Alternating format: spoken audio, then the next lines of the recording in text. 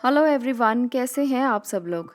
आज की इस वीडियो में हम जानेंगे आपके पार्टनर के लिए कि वो आपके लिए क्या सोच रहे हैं और वो क्या आपके पास वापस आएंगे। जिन लोगों का ब्रेकअप हो चुका है या जिनकी सेपरेशन हो चुकी है या जो अपने पार्टनर से दूर हैं, तो उनके लिए वो क्या सोचते हैं और क्या वो उनके पास वापस आएंगे, क्या वो उनके पास वापस आकर फिर से अपने रिलेशनशिप में दोबारा से आगे बढ़ेंगे। यहाँ पर आज हम यही देखेंगे। और जो लोग अभी सेपरेशन में नहीं हैं, इकट्ठा हैं, उनके पार्टनर की उनके लिए क्या फीलिंग है। तो चलिए, यहाँ पर दो पायल्स हैं। आपको दोनों में से एक पायल को सिलेक्ट करना है। एक पर पर्पल कलर का क्रिस्टल बैंड है और दूसरे पर जो मल्टी कलर का क्रिस्टल बैंड है। आप दोनों में से कोई भी एक सिलेक्ट कर सकते हैं। इस वीडियो को शुरू करने से पहले एक इन्फॉर्मेशन आपसे शेयर करना चाहती हूँ। जल्दी ही टैरो ग्रुप शुरू हो रहा है जिसमें आपको टैरो सिखाया जाएगा। अगर आप उसे ज्वाइन करना चाहते हैं तो नीचे दिए गए नंबर पर आप व्हाट्सएप करके पूरी इन्फॉर्मेशन ले सकते हैं। ये जो टैरो ग्रुप होगा ये बिल्कुल हिंदी में होगा ताकि वो व्यूअर्स इसे सीख सकें जो हिंदी जानते हैं। बहुत ही आसान भाषा में, बहुत ही आसान तरीके से आप भी टैरो सीख सकते हैं और अपने लिए खुद अपने फ्यूचर के बारे में प्रिडिक्ट कर सकते हैं। ये जो टैरो ग्रुप है ये फ्री नहीं है, इसकी कुछ नॉमिनल फ़ीस रखी गई है। ये फ़ीस इसलिए नॉमिनल रखी गई है कि इस समय पर जब आप सब लोग लॉकडाउन में हैं तो आप लोग कुछ सीख सकें, कुछ नॉलेज गेन कर सकें और घर पर जो भी लोग इसे सीखना चाहते हैं, जो भी लोग इसको जानना चाहते हैं, वो आसानी से इसे जान सकें। तो चलिए आज की रीडिंग को शुरू करते हैं। जिन्होंने पर्पल कलर के क्रिस्टल को चूज़ किया है, पर्पल कलर के क्रिस्टल बैंड को जिन्होंने चूज़ किया है, उनकी रीडिंग क्या है, उनके पार्टनर की उनके लिए फीलिंग क्या है, उनके करंट फीलिंग क्या है, वो क्या सोच रहे हैं अपने पार्टनर के लिए। तो चलिए जानते हैं। यहाँ पर मुझे जो कार्ड दिखाई दे रहा है, 7 ऑफ वैंड्स, यहाँ पर आपके पार्टनर ने काफ़ी कुछ सहा है। रिलेशनशिप में भी हो सकता है। वो प्रोटेक्शन के लिए काफ़ी ज़्यादा बैलेंस करने की कोशिश कर रहे हैं। वो अपने आप को बचाने के लिए आपको हो सकता है कि किसी बात पर कोई सफाई भी दे रहे हों कि उन्होंने ऐसा नहीं किया। वो अपने आप को हरास्ड फील भी कर सकते हैं। ब्लेम भी आपने किया हो सकता है उनके ऊपर। यहाँ पर जो ये स्थिति मैं देख सकती हूँ वो इसी टॉपिक के ऊपर है कि किसी ने भी उनको बहुत ज़्यादा ब्लेम किया है, किसी ने भी उन पर इल्ज़ाम लगाया है जो कि सही नहीं है। वो काफ़ी अच्छी एनर्जी लिए हुए हैं। अपनी अपोजिट सिचुएशंस को वो कंट्रोल करने की कोशिश कर रहे हैं, बैलेंस करने की कोशिश कर रहे हैं। यहाँ पर मैं थर्ड पार्टी सिचुएशन भी देख सकती हूँ। हो सकता है कि किसी बीच में किसी ने आकर आपके रिलेशनशिप में कोई ऐसी प्रॉब्लम दी जिसके कारण वो कंफ्यूज हो गए। 7 ऑफ कप्स यहाँ पर कंफ्यूजन दिखा रहा है, या आप कंफ्यूज हो गए अपने रिलेशनशिप को लेकर कि आप आगे बढ़ें या ना बढ़ें। परंतु यहाँ पर अभी वो आपके लिए काफ़ी अच्छी फीलिंग लिए हुए हैं। द सन कार्ड मुझे यही रिप्रेजेंट करता है कि वो आपके पास वापस आना चाहते हैं और वो बिल्कुल आपके पास वापस ज़रूर आएंगे। 7 ऑफ कप्स यहाँ पर रिप्रेजेंट करता है कि उनके पास बहुत सारी चॉइसेस थी, उनके पास बहुत सारी ऐसी चीज़ें थी जिसको लेकर वो कंफ्यूज थे कि वो इसे चुने या उसे चुने। हो सकता है कि वो रिलेशनशिप में भी हो, उनके पास काफ़ी चॉइसेस हों, पर वो आपके पास ही लौटना चाहते हैं। ऐसा मैं देख सकती हूँ क्योंकि सन जहाँ पर आता है वहाँ पर आप लोगों को ये समझ लेना चाहिए कि बहुत पॉजिटिव एनर्जी है और इससे ज़्यादा पॉजिटिव कुछ नहीं हो सकता। यहाँ पर मेजर एरकाना का ये कार्ड आपको ये बताता है कि वो कितना पॉजिटिव है। यहाँ पर आप उसकी फिगर देख सकते हैं कि कितनी पॉजिटिव यहाँ पर एनर्जी दिखाई दे रही है। पर वहीं दूसरी तरफ 7 ऑफ कप्स जो है वो काफ़ी कंफ्यूजिंग एनर्जी है, वो काफ़ी एब्जॉर्ब्ड एनर्जी है, यानी कि खुद ही अपने आप में एब्जॉर्ब हो रही है। यहाँ पर ये दिखाता है कि वो डिटैच्ड है, अपने ही थिंकिंग से डिटैच है। आपको ये नहीं समझ में आएगा कि इस समय पर वो क्या सोच रहे हैं, इस समय पर वो क्या चाहते हैं।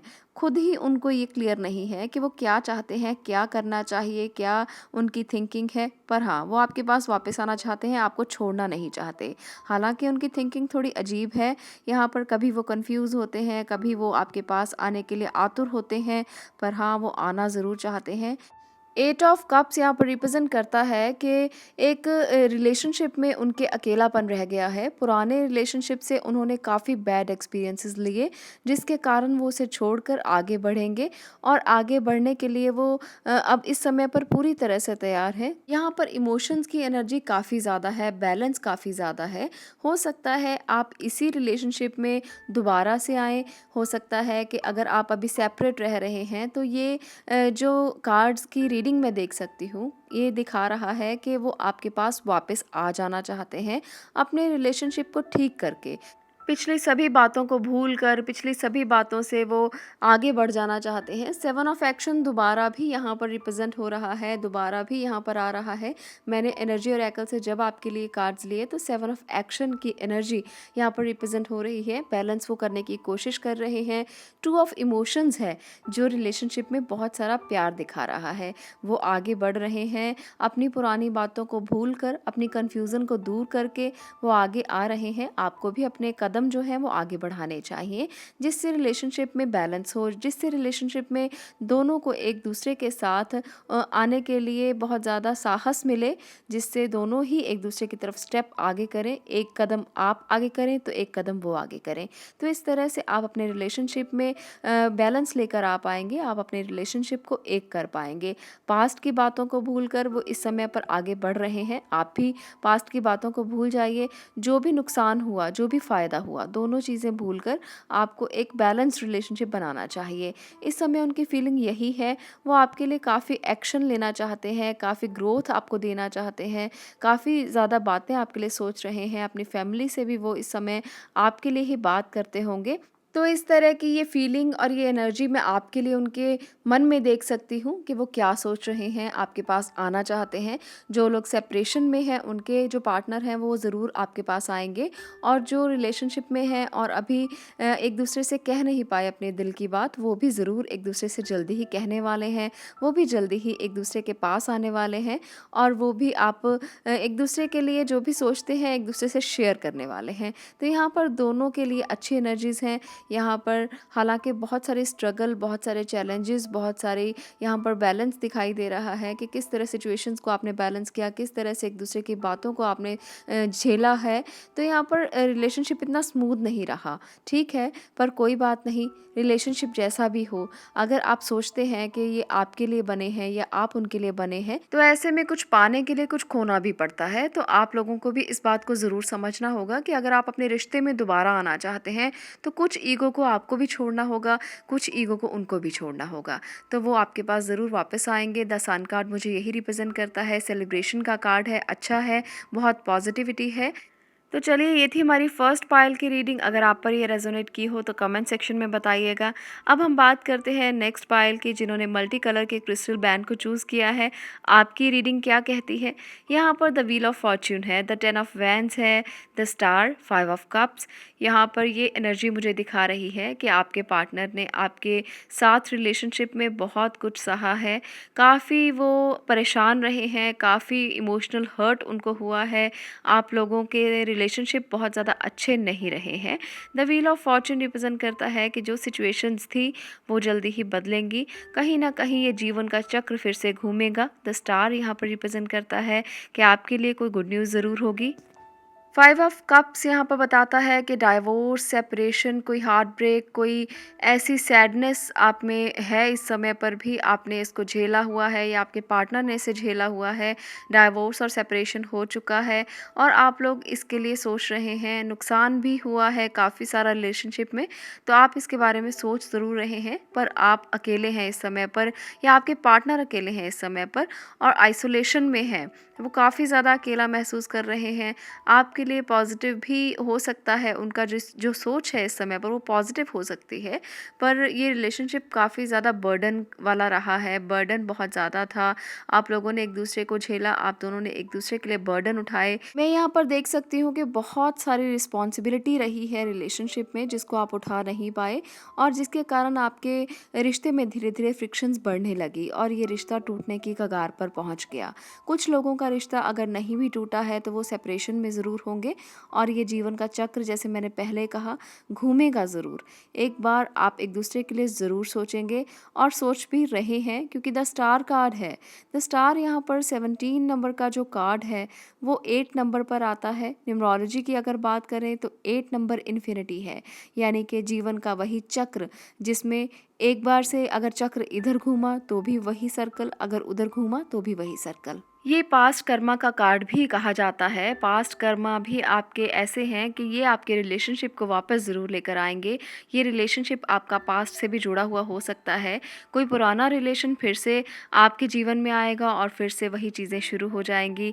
फिर से वही दोबारा से रीस्टार्ट होगा। यहाँ पर ये हीलिंग की एनर्जी को भी रिप्रेज़ेंट करता है, स्पिरिचुअलिटी को भी रिप्रेज़ेंट करता है। इसका मतलब ये है कि कोई गॉड ग्रेस मिलेगी, कुछ ना कुछ आपके साथ पॉज़िटिव होगा। एक्वेरियस की यहाँ पर मैं फीलिंग देख सकती हूँ, एक्वेरियस साइन मुझे दिखाई दे रहा है, बार-बार मुझे एक्वेरियस की फीलिंग आ रही है। तो ये जो साइन है वो आपके लिए यही कह रहा है कि पिछले कर्मों में अगर आपने कुछ अच्छा किया होगा, अगर कोई बैगेज आपके होंगे तो वो क्लियर होंगे और आप अपने रिलेशनशिप में फिर से दोबारा वापस आएँगे और आपके रिलेशनशिप में आप फिर से पीछे की चीज़ों को भूलेंगे। एनर्जी ऑरेकल से जो 2 कार्ड्स लिए हैं उनमें भी 10 ऑफ वैंड्स है, 10 ऑफ एक्शन है, ये भी यही रिप्रेज़ेंट करता है कि आपने जो बैगेज जो इकट्ठा किया, आपने ऋण इकट्ठे किए पुराने जन्मों के, वो आपके साथ बहुत ज़्यादा हैं। उसकी वजह से इस जन्म में आप अपने बहुत सारे रिलेशनशिप में खराबियाँ देख रहे हैं, आप अपने रिलेशनशिप को ख़राब कर रहे हैं, अपनी गलतियों की वजह से, हो सकता है पार्टनर की गलतियों की वजह से, दोनों ही अपने रिलेशनशिप में कुछ ना कुछ ऐसा ख़राब कर रहे हैं जिसकी वजह से आप एक दूसरे के साथ जुड़ नहीं पा रहे। यहाँ पर आपके कार्मिक जो ऋण है वो मुझे काफ़ी ज़्यादा दिखाई दे रहे हैं, तो इनको क्लियर करने की ज़रूरत है। द व्हील ऑफ फॉर्च्यून भी यही रिप्रेजेंट करता है कि कहीं ना कहीं कर्मों का हिसाब किताब यहाँ पर मैं देख सकती हूँ। एस ऑफ एक्शन है, स्टार की तरह एस ऑफ एक्शन भी बहुत अच्छी एनर्जी है। तो अगर आप अपने इन ऋणों को क्लियर करना चाहते हैं तो आपको स्पिरिचुअल ग्रोथ की ज़रूरत है, स्पिरिचुअलिटी की ज़रूरत है। ऐसे में आपको ये नहीं सोचना चाहिए कि आपके पार्टनर की क्या फीलिंग है, वो आपके पास आएंगे या नहीं आएंगे। यहाँ पर गॉड ग्रेस होगी तो वो ज़रूर आएंगे। अगर आपको गॉड ग्रेस नहीं मिलेगी, आपके कार्मिक ऋण क्लियर नहीं होंगे तो उनका आना मुश्किल हो जाएगा। वो आना भी चाहेंगे तो उनको यहाँ पर आपके कर्म जो हैं वो आने नहीं देंगे। तो इसलिए अपने कार्मिक ऋणों को उतारिए, कहीं ना कहीं से उन्हें क्लियर करने की कोशिश कीजिए, स्पिरिचुअलिटी की तरफ आगे बढ़िए। यहाँ पर अगर आप इस ग्रोथ की तरफ आगे बढ़ते हैं, हायर कॉन्शियस से जुड़ते हैं, कहीं ना कहीं आप लोगों के साथ अच्छा करते हैं तो आपके साथ रिलेशनशिप में ज़रूर अच्छा होगा। तो यहाँ पर भगवान ने जो चक्र है वो आपके हाथ में दे दिया है। अगर आप उसे ठीक से घुमाते हैं, अगर आप उसे ठीक से चलाते हैं तो जीवन का चक्र बहुत अच्छे से चलेगा। और जिसे आप अपना सोलमेट, ट्विन फ्लेम मानते हैं या जिसके साथ आप रहना चाहते हैं, ज़िंदगी गुजारना चाहते हैं, वो आपके पास ज़रूर वापस आएगा। तो आपको इस चक्र को कैसे चलाना है ये आपके ऊपर निर्भर करता है। तो चलिए आज के लिए इतना ही। अगर आपको ये रीडिंग अच्छी लगी हो, आप पर रेजोनेट की हो तो कमेंट सेक्शन में ज़रूर बताइएगा कि आपको कैसी लगी है ये रीडिंग। और ऐसे ही वीडियोस को और देखने के लिए इस चैनल के साथ जुड़े रहें। आपका बहुत सारा धन्यवाद। आपने इसे इतना प्यार दिया है, इतना आगे बढ़ाया है। आगे भी आप इस चैनल के साथ इसी प्रकार से अपना प्यार बांटते रहें। आपका बहुत बहुत शुक्रिया।